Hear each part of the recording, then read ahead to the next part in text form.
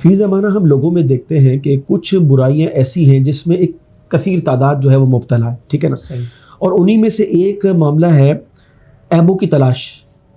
حالانکہ قرآن پاک میں اس سے منع کیا گیا. اللہ تعالیٰ نے فرمایا یا ایھا الذین آمنوا اجتنبوا کثیرا من الظن ان بعض الظن اثم ولا تجسسوا. فرمایا کہ اے ایمان والو بہت سے گمانوں سے بچو، کیونکہ بعض گمان جو ہیں وہ گناہ ہوتے ہیں، اور تجسس میں نہ پڑو. اب لوگوں کی ٹو میں نہ پڑو. اب بات یہ کہ ہم یہ دیکھتے ہیں کہ ایک شخص ہے نا، وہ خود کچھ معاملات ایسے ہوتے ہیں کہ جہاں اس کے اندر واضح طور پہ کمی پائی جا رہی ہوتی ہے، وہ یہ محسوس بھی کرتا ہے لیکن اس کو نظر انداز کر رہا ہوتا ہے، اور یہی چیز کبھی دوسرے کے اندر پائی جائے تو وہ فوری طور پر اس کو کلک ہوتی ہے اور وہ یہ کہتا ہے کہ یار دیکھو یہ تم کیا کر رہے ہو. اس طرح کے معاملات جو ہیں وہ سمجھ میں آتے ہیں. حضرت مولانا روم رحمۃ اللہ علیہ کی کتاب ہے فیہ ما فیہ، ان کے ملفوظات کا مجموعہ ہے، ٹھیک ہے، تو اس کے اندر بھی حضرت مولانا روم رحمۃ اللہ علیہ نے اس طرف اشارہ کیا ہے کہ اپنے عیوب بھی محبوب ہوتے ہیں.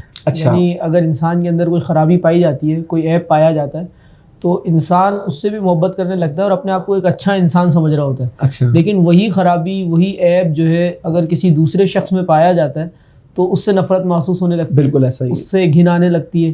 اور حضرت عبداللہ ابن عباس رضی اللہ تعالیٰ عنہ کا میں نے قول پڑھا ایک جگہ پر، آپ فرماتے ہیں کہ اپنے ساتھی کا عیب ڈھونڈنے سے پہلے اپنا عیب تلاش کرو. ٹھیک ہے، یعنی انسان کو اپنی اصلاح میں مصروف رہنا چاہیے، اور جب انسان اپنی اصلاح میں مصروف ہوتا ہے تو انسان دیکھتا ہے کہ اس کے اندر اتنی ساری چیزیں ہیں جس کی اس کو اصلاح کی حاجت ہے کہ اسے فرصت ہی نہیں ملتی کہ وہ دوسرے کا عیب تلاش کرے. بالکل ایسا ہی. تو آپ نے بہت اچھی طرف توجہ دلائی کہ لوگ جو ہے اپنا یہ فریضہ سمجھ لیتے ہیں اور خود سے اپنے اوپر یہ ذمہ داری عائد کر لیتے ہیں کہ ہمیں لوگوں کو تلاش کرنا ہے کہ ان میں کیا خرابی ہے. تو ہونا یہ چاہیے کہ ہم لوگوں کو تلاش کرنے کے بجائے، لوگوں کو کھنگالنے کے بجائے خود کو کھنگال لیں، خود اپنے گریبان میں جھانک لیں اور یہ دیکھ لیں کہ ہمارے اندر جو ہے کون سے عیب پائے جاتے ہیں اور ان کی اصلاح کا کیا طریقہ ہے. بخاری شریف کی روایت ہے نا، جس کا خلاصہ یہ کہ کل بروز قیامت اللہ تبارک و تعالی اس شخص کے عیبوں پر پردہ ڈالے گا اللہ، جو دنیا میں دوسروں کے عیبوں پر جو ہے وہ پردہ رکھتا رہا.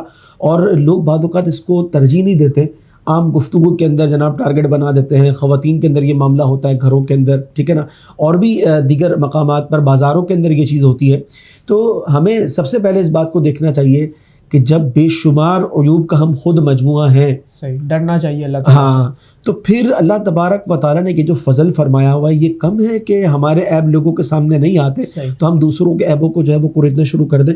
تو میرے خیال میں اگر ہم اس چیز پر توجہ کریں کہ جناب سب سے پہلے کسی دوسرے کے عیب کو اچھالنے سے پہلے، یا یوں سمجھ لیں کسی کے عیب کو تلاش کرنے سے پہلے اپنے ضمیر سے یہ سوال کیا جائے کہ جناب میں کیسا ہوں. اچھا، یہ بھی ہو سکتا ہے نا کہ مقافات عمل کے طور پہ ہم آج کسی کا عیب اچھالیں اور کل ہمارا کوئی ایسا عیب جو پس پردہ ہو، جس پر پردہ پڑا ہوا ہو، لیکن وہ جو ہے لوگوں میں مشہور ہو جائے. تو بہت اچھی بات آپ نے کہی کہ اللہ تبارک و تعالیٰ کی جو ہے خفیہ تدبیر سے ڈرنا چاہیے. بالکل ایسے ہی. اور یہ نہیں سمجھنا چاہیے کہ میرے عیب کبھی ظاہر نہیں ہوں گے.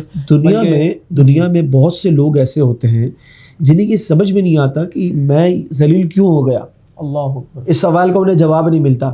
لیکن میرے خیال میں شہرت جو ہے وہ اچانک جو ہے وہ شہرت جا سکتی ہے. اچھا خاصا ایک آدمی سیدھا سادہ وہ چل رہا ہے، وہ کہتا ہے کہ جناب میں تو جو ہے نا میرا کوئی بھی معاملہ ایسا ہے ہی نہیں کہ لوگ جو ہے نا میری ٹو میں پڑیں.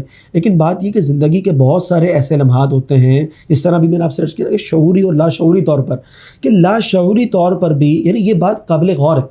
قابل غور یوں ہے کہ ہمیں اپنے انداز زندگی پر، ہمیں اپنے معاملات پر یہ غور کرنا چاہیے کہ جہاں جہاں دوسروں کا لنک ہمارے ساتھ ہو رہا ہے وہاں کہیں انجانے میں تو غلطیاں نہیں ہو رہی. تو پھر انسان جو ہے وہ اللہ تبارک و تعالیٰ کی بارگاہ میں اس کو توبہ کی توفیق بھی نصیب ہوتی ہے کہ یا اللہ اگر انجانے میں بھی کسی کی دل آزاری اس طرح ہو گئی یا میں کسی کے ٹو میں پڑ گیا تو مجھے اس سے محفوظ فرما. اس کا فائدہ یہ ہوتا ہے کہ ہماری اپنی عزت بھی محفوظ رہتی ہے. ٹھیک ہے نا، اللہ تعالیٰ ہماری عزتوں کی بھی حفاظت فرمائے اور ہمارے عیوب پر بھی پردہ رکھے، اور دوسرے مسلمانوں کے لیے پازیٹیو جو پہلو ہے نا ہمیں اس کو تلاش کرنے کی کوشش کرنی چاہیے. یہاں پر ایک بات یاد آ گئی، میں نے ایک جگہ پڑھا تھا کہ جب ہم لوگوں کے عیب دیکھ رہے ہوتے ہیں، جب ہم ان میں عیب تلاش کر رہے ہوتے ہیں نا، تو اسی وقت لوگ ہمیں بھی دیکھ رہے ہوتے ہیں کیونکہ لوگ اندھے نہیں ہیں. ہاں، لوگوں کے پاس بھی آنکھیں ہیں. بالکل ایسا ہی. تو ہمیں یہ بھی ڈرنا چاہیے کہ لوگوں کو اندھا نہیں سمجھنا چاہیے. اللہ تعالیٰ جو ہے وہ ہمیں اس بری عادت سے، ٹوہ میں پڑنے کی بری عادت سے اللہ تعالیٰ ہمیں محفوظ فرمائے.